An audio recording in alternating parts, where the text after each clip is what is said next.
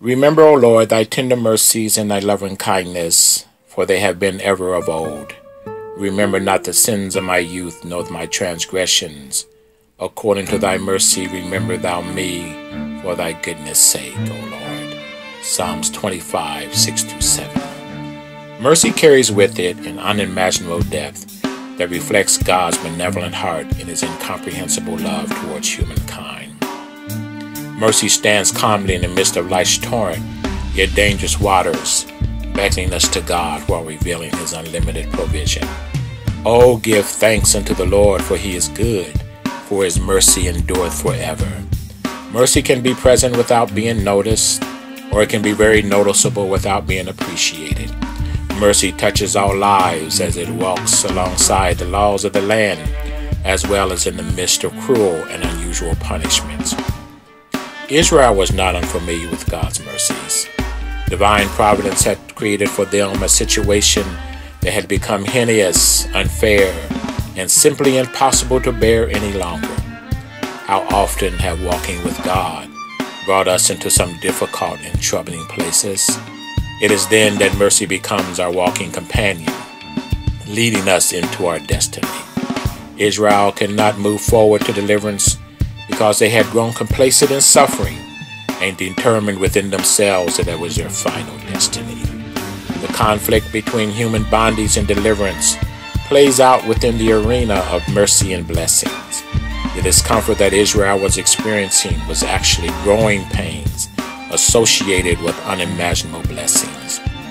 They were simply pregnant with God's purpose, and they were ready to deliver. God shall deliver thee in 6 troubles. Yea, in 7 there shall no evil touch thee. In famine he shall redeem thee from death, and in war from the power of the sword. Israel had now come to the 6th trouble and stood on the brink of the deliverance. Their cry had become an endless petition before God and constantly tugged at his loving heart. Mercy cried night and day and moved God to bring Israel to the place of their promise.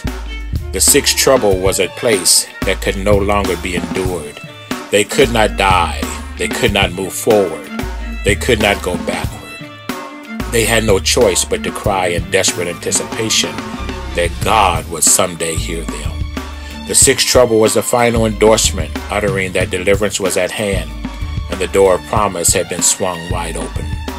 How often had they fainted beneath the blazing sun, caked in mud to their waist, living from moment to moment without seeing a different future.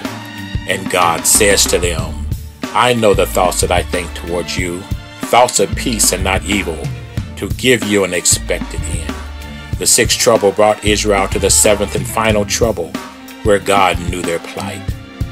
Mercy becomes the proclaimer of Israel's deliverance, which motivates God's loving kindness. The 7th trouble was a time when deliverance is just one step, one breath away from covenant blessing.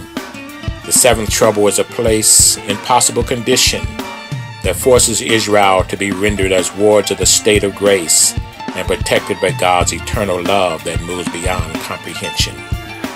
Mercy then runs through the streets of divine justice crying, O watchmen of the night, have you seen him whom my soul loveth? And so Israel encountered mercy beyond all understanding.